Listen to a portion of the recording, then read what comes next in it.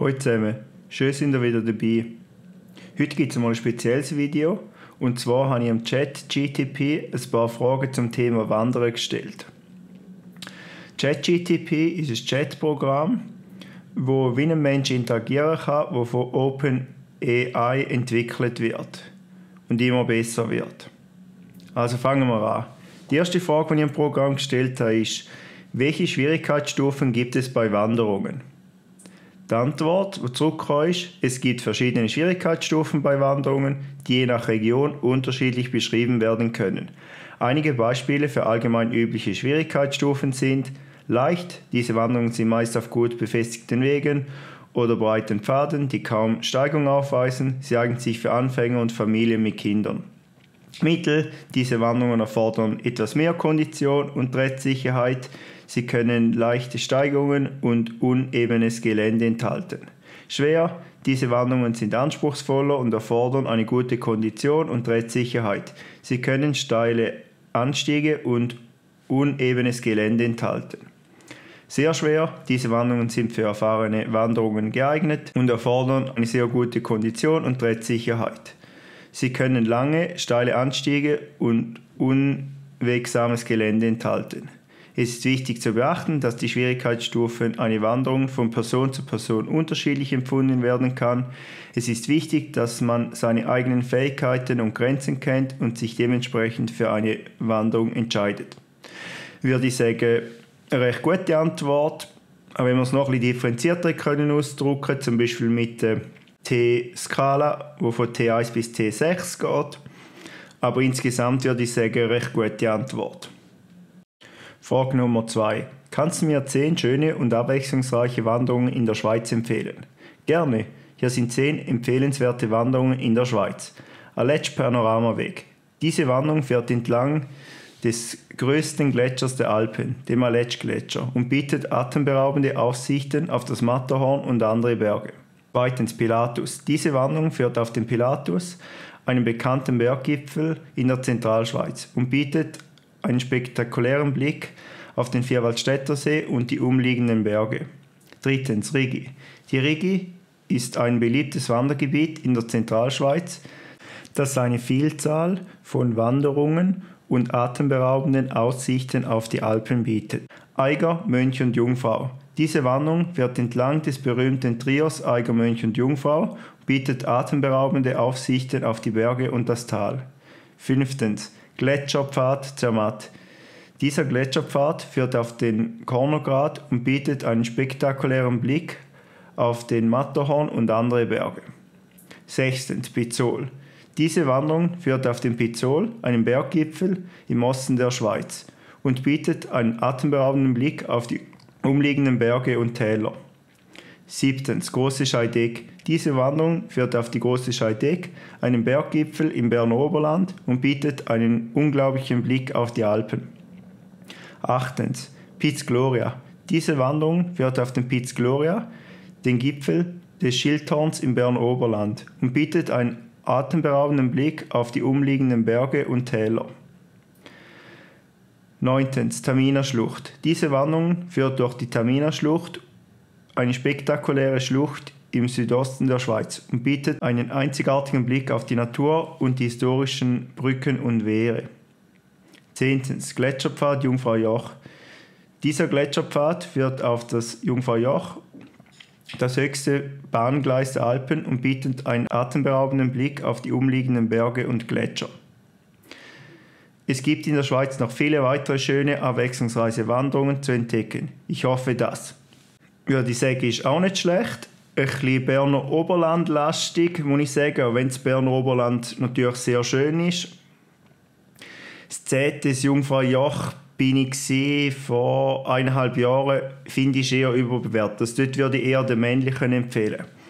Hingegen unten durchzulaufen, vielleicht den richtig männlichen oder so, da lohnt sich auf jeden Fall. Mit dem Blick auf Eiger, Mönch und Jungfrau. Auch die Rigi ist sehr schön, auch die habe ich schon gemacht. Aletsch Panoramaweg, bin auch schon aufs Eckishorn gelaufen, also der Blick dort oben ab ist genial. Pizzol ist eine relativ schwierige Wanderung, ist eine T4-Wanderung, dort würde ich eher die 5-See-Wanderung empfehlen. Die Grosse Scheidegg ist eine schöne Wanderung. Noch schöner ist es, wenn man eine Rundwanderung macht über den First. Die habe ich letztes Jahr gemacht und ist eine der schönsten Wanderungen, die ich je gemacht habe.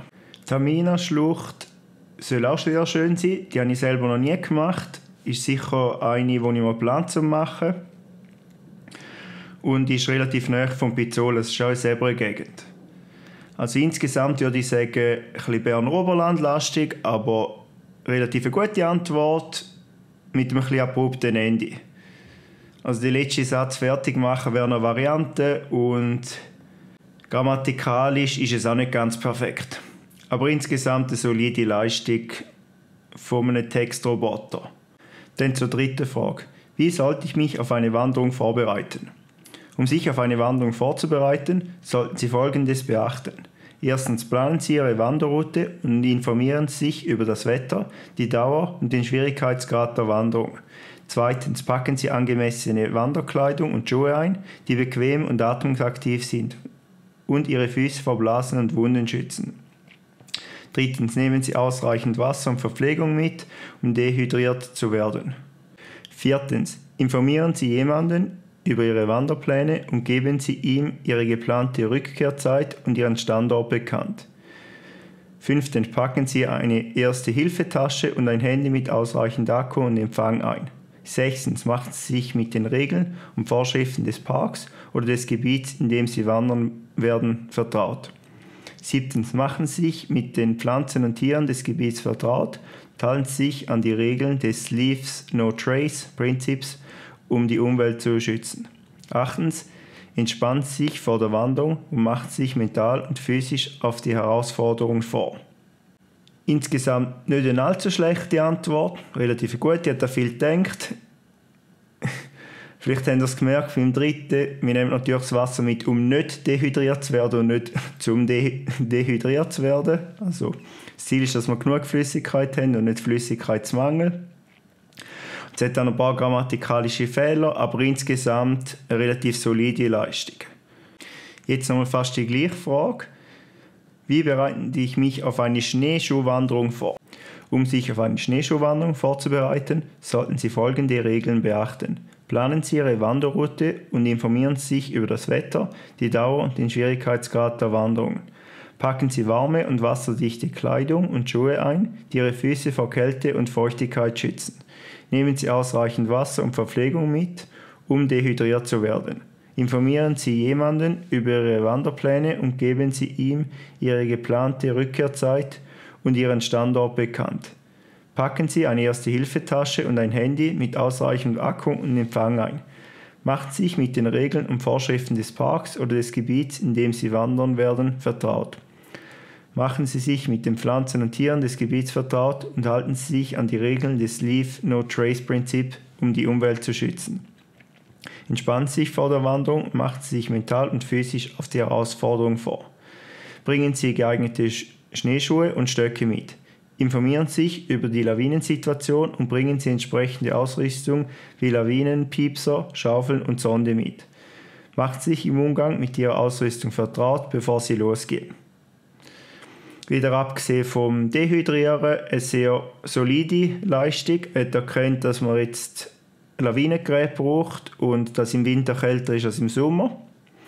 Sonst ist mehr oder weniger die gleiche Antwort zurückgekommen wie vorher. Mit auch den gleichen Fehlern.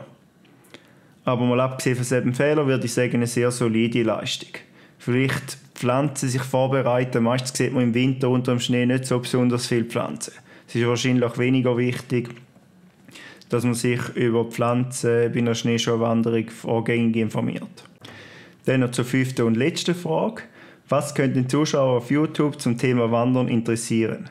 Es gibt viele Dinge, die Zuschauer auf YouTube zum Thema Wandern interessieren könnten. Einige Beispiele sind Reiseberichte. Zuschauer können sich für Reiseberichte von Menschen interessieren, die durch die schönen Wandergebiete der Welt wandern, einschließlich atemberaubender Landschaften und atemberaubender Aussichten.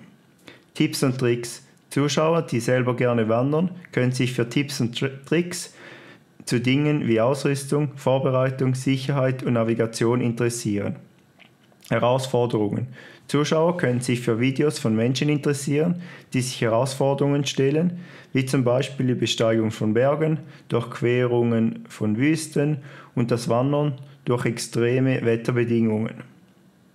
Naturbeobachtungen. Zuschauer, die an der Natur interessiert sind, können sich für Videos von Wandern interessieren, die Tiere und Pflanzen beobachten und erklären, welche Arten sie gesehen haben. Geschichten und Kultur. Zuschauer, die sich für Geschichte und Kultur interessieren, könnten sich für Videos von Wandern interessieren, die sich Geschichten und Kultur der Orte, durch die sie wandern, erklären und zeigen. Einzigartige Orte. Zuschauer könnten sich für einzigartige Orte interessieren, die man nur durch Wandern erreichen kann, wie zum Beispiel versteckte Wasserfälle, abgelegene Bergdörfer oder geheimnisvolle Höhlen. Ich würde sagen, eine sehr gute Leistung. Tadellos und fehlerlos. Könnte ich nicht besser beschreiben. Jetzt würde es mich natürlich interessieren, was euch denn interessiert, so viele Videos zum Thema Wandern. Schreibt es mir doch in die Kommentare. Falls euch das spezielle Video zum ChatGPT gefallen hat, würde mir einen Daumen nach oben freuen.